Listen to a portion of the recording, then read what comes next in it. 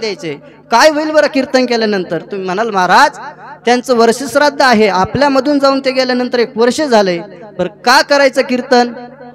तुम्ही काय अन्नदान करायचं? महाराज म्हणतात हे जर तुम्ही त्यांच्या ह्या श्राद्धासाठी जर तुम्ही अन्नदान केलं, हे भगवंताचं भजन केलं, काहीतरी कीर्तन केलं तर काय होईल का? महाराज म्हणतात तुका म्हणे पावटणी करू स्वर्गाची नेसणी. त्यांना भगवंत म्हणजे स्वर्गामध्ये जागा दिल्याशिवाय राहणार नाही. आणि याचं फळ मात्र एवढं भेटतं की आपले हे सर्व नातेवाईक आहेत, जे मुलगा आहे, मुलगी आहे, नातू आहे, सुनबाई आहे, यांना या नंतरच्या पिढीला त्याचं पुण्य प्राप्त होतं. कल्याण इच्छित तया कल्याण इच्छित तया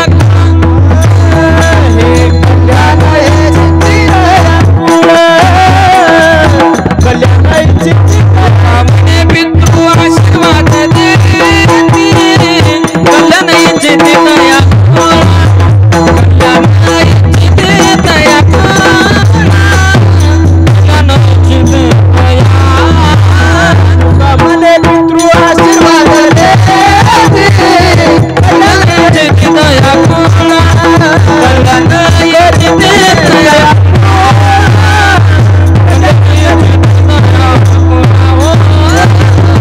महाराजांनी अतिशय सुंदर असं प्रमाण दिलेलं आहे. तुका म्हणे पितृ आशीर्वाद देती कल्याण हे चित्ती तया कुळा. महाराज म्हणतात जर हे आपण केलं, जर अन्नदान केलं, भगवंताचं नामस्मरण केलं तर नक्कीच आपल्याला ते पितृ आशीर्वाद दिल्याशिवाय राहणार नाही. मग महाराज म्हणतात काय होईल बरं? त्यांना मार्ग सोपा होईल. पण महाराज ज्ञानोबा हरिपाठामध्ये सुद्धा सांगतात जर आपण हे केलं तर काय होईल? त्यांना मार्ग सोपा होईल. पूर्वजा वैकुंठ मार्ग सोपा. मग आपण भगवंताचं नामस्मरण केलं पाहिजे, भगवंताची सेवा केली पाहिजे. आणि जो आपल्याला हा देह दिलेला आहे, हा देह कशासाठी दिलेला बरं सांगा ना? देह कशासाठी दिला? महाराज म्हणतात आपल्याला देह दिलाय भजनासाठी. देवे दिला देव देव दिला भजन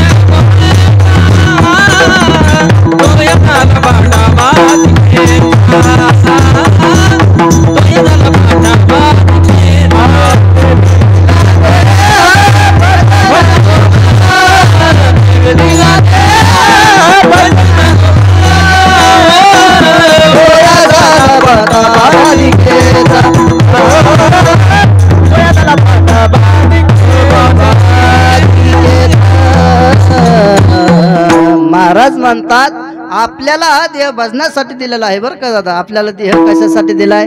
भजनासाठी. पण आपण भजनासाठी खोयन उपयोग करतो, पण कधीतरी भगवंताचं नामस्मरण केलं पाहिजे का नाही? तुम्ही मला सांगा आपल्याला हे मनुष्य देह पुन्हा पुन्हा आहे का? सांगा बरं. आता आजोबा आपले वारले, ते पुन्हा आहेत का? भेटतील का आपल्याला? नाही. मग आपल्याला हा देह कधी प्राप्त होतो? एक एक योनी कोटी कोटी फेरा मनुष्य देह वारा. मग लागे आपल्याला एका योनीमधून आपल्याला हा आपला देह प्राप्त होतो. मग मुंगी असेल, आता यानंतर मुंगी होईल का काय होईल हे सांगता येत नाही. असं अनेक आपल्याला फेरातून जन्म भेटतो म्हणून. आणि ज्याला हा मनुष्य देह भेटला तो म्हणजे भाग्यवान आहे. महाराज मनुष्य देह कोणाला भेटत नाही. अहो पक्षी सुद्धा त्यांचा सुद्धा देह आहे. मग तुम्ही मला सांगा पक्षी कीर्तना लिहून बसतात का? कुत्रे कीर्तना लिहून बसतात का? नाही ना. मग आपल्याला ह्या मनुष्य देहाची बुद्धी एवढी चंचल आहे की आपल्याला बुद्धीने भगवंताचं नामस्मरण करायला दिलेलं आहे. मग महाराज तुम्ही सांगतात पशु काय पाप पुण्य जाणती उत्तम मध्यम भोग भोगते ज्ञान नाही कोटे आणि ज्ञान नाही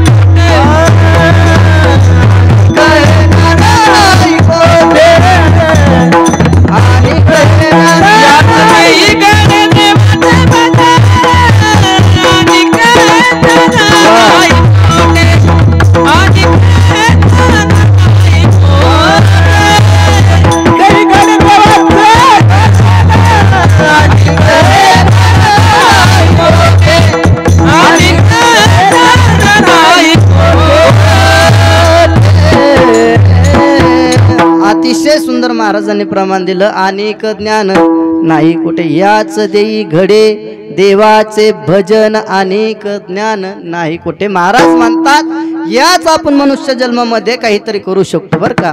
तुम्हाला एक लक्षात येण्यासाठी मी तुम्हाला दृष्टांत देतो. महाराज एका गावामध्ये एक साधू महाराज गेले आणि साधू महाराज गेल्यानंतर अनेक गावकऱ्यांची अशी भावना झाली की साधू महाराजांना आपल्या घरी काय करायचंय, भोजनासाठी घेऊन यायचंय. पहा बरं, साधू महाराजांना आपल्या घरी भोजनासाठी घेऊन यायचंय. मग कोणी विचारलं, महाराज तुम्ही आमच्या घरी भोजनाला चला ना, आम्हाकडून काहीतरी अन्नदान होऊ द्या, तुम्ही आमच्या घरी काय करा, चला आमच्या घराला तुमच्या साधू संतांचे पाय लागू द्या, म्हणजे आमचं काहीतरी काय होईल, कल्याण होईल. पण महाराज ते साधू महाराज एवढी एकनिष्ठ होते, भगवंताची त्यांना भक्ती होती, भगवंताचं नामस्मरणाचं वेळ होतं ना, ते साधू म्हणजे एकदम तपवान असे साधू होते. साधू महाराजाकडे आले काही लोक, म्हणाले बाबा तुम्ही आमच्या घरी चला ना भोजन करण्यासाठी. बाबा म्हणले मी नाही येत. त्यानंतर दुसरा आला, दुसऱ्यांनी विचारलं बाबा चला ना, पण आता साधू बाबाची तपश्चर्या पाहून, साधू बाबांचा आशीर्वाद पाहून लोकांची भावना झाली बाबांना घरी न्यायचं म्हणजे न्यायचंच. असं भावना झाल्यानंतर मग एक अशी लाईन लागली बाबांसमोर आणि बाबांना विचारलं बाबा तुम्ही आज आमच्या घरी भोजनाला येता का हो? तर बाबांनी प्रश्न करावा, तुमच्या घरी मी भोजनाला येईल पण माझी एक अट आहे, तुमच्याकडे धन किती आहे?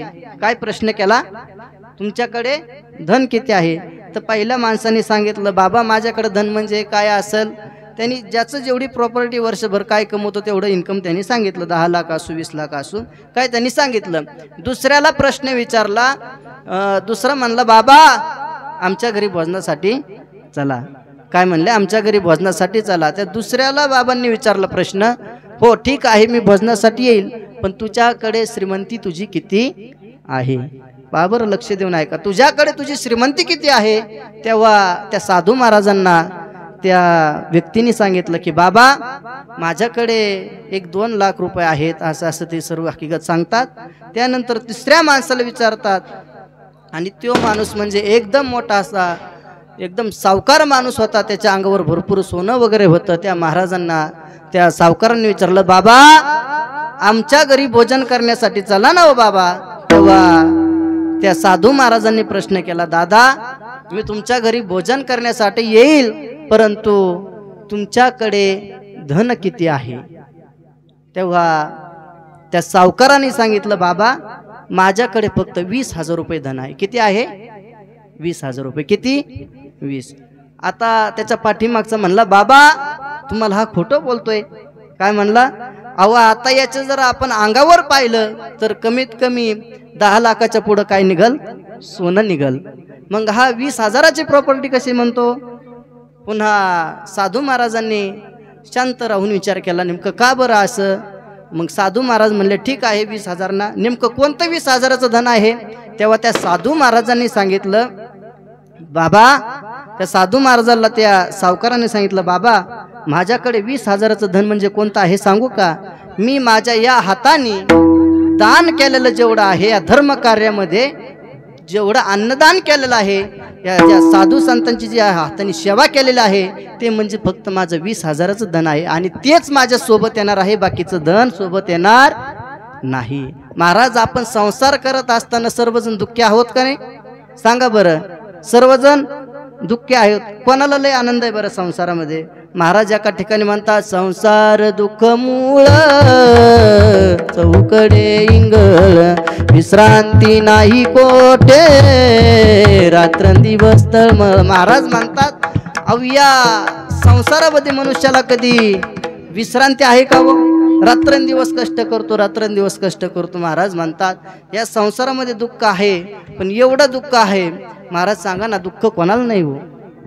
आहे दुःख आहे, पण या दुःखामधून आपण काहीतरी जाताना आपल्या हातातून दान धर्म झाला पाहिजे, भगवंताची सेवा झाली पाहिजे, आपल्या घरी आलेल्या अतिथींची सेवा झाली पाहिजे. महाराज म्हणतात कोण दुःखी आहे बरं सांगा ना? या जगामध्ये सर्वच दुःखी आहेत. राजा दुखिया, प्रजा दुखिया, राजा सुद्धा दुखी आहे का नाही दुखी राजा सुद्धा? महाराज एकदा भजन करा, मी तुम्हाला दृष्टांत सांगतो. विठ्ठल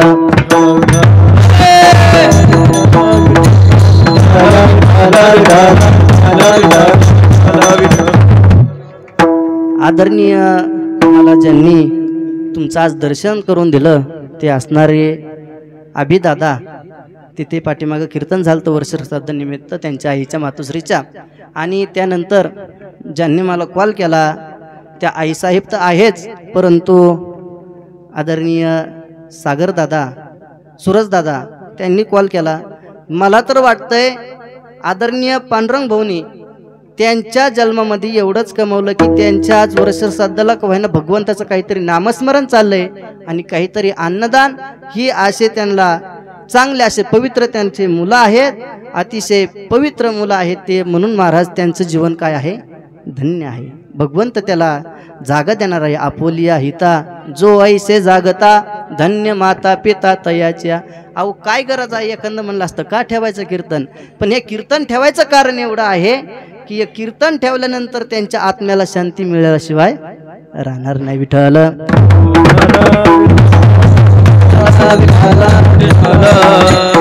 कारण की आपण आपल्या संसारामध्ये कितीही काही कमवलं तरी आपल्याला एक ना एक दिवस इथं सोडून जायचं एक नाही.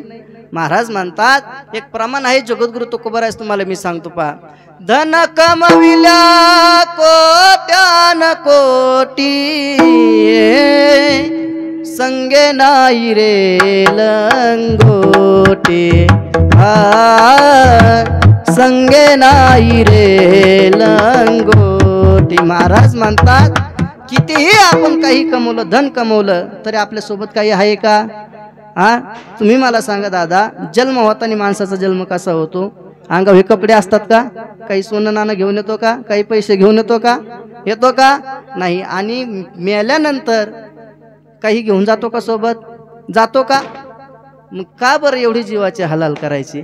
मनुष्य जीव आपल्याला हा एकदाच आहे, मग त्यामुळे आपल्या हातातून काहीतरी दान धर्म भगवंताची सेवा झाली पाहिजे. ह्या पांडुरंग दादाच्या हातातून काहीतरी झाला असेल तेव्हाच आम्ही ह्या गादीवर इथं उभा आहे.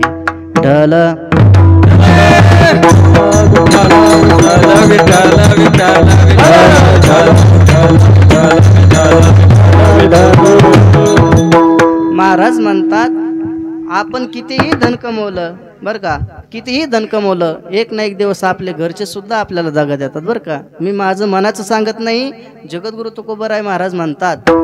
कसं बरं, जर आता एखाद्या म्हाताऱ्या बाबांचं वय असेल 80 बरं का, 80 वय आहे, तुम्ही गृहीत धरा किती 80 वय आहे, आणि 80 वय असल्यानंतर त्यांची जरा तब्येत हलवली, त्यानंतर ते एका असे फटवर झोपून राहिले. डॉक्टरांनी सांगितले यांना आता जागेवरच सगळं करावं लागलं. अहो तेव्हा स्वतःची पत्नी सुद्धा कंटाळली. घर तुमको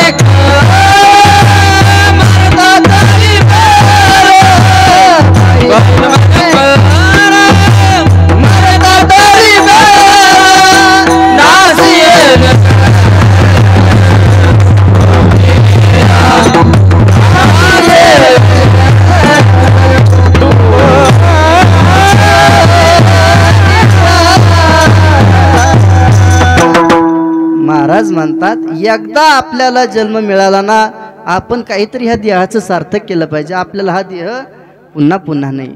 मग आपण काय केलं पाहिजे बरं? लाईन आहे हो, तुम्ही वर्षातून एकदा पंढरपूरला जावा. लक्षात येते ना, वर्षातून एकदा पंढरपूरला जावा, वर्षातून एकदा आळंदीला जावा.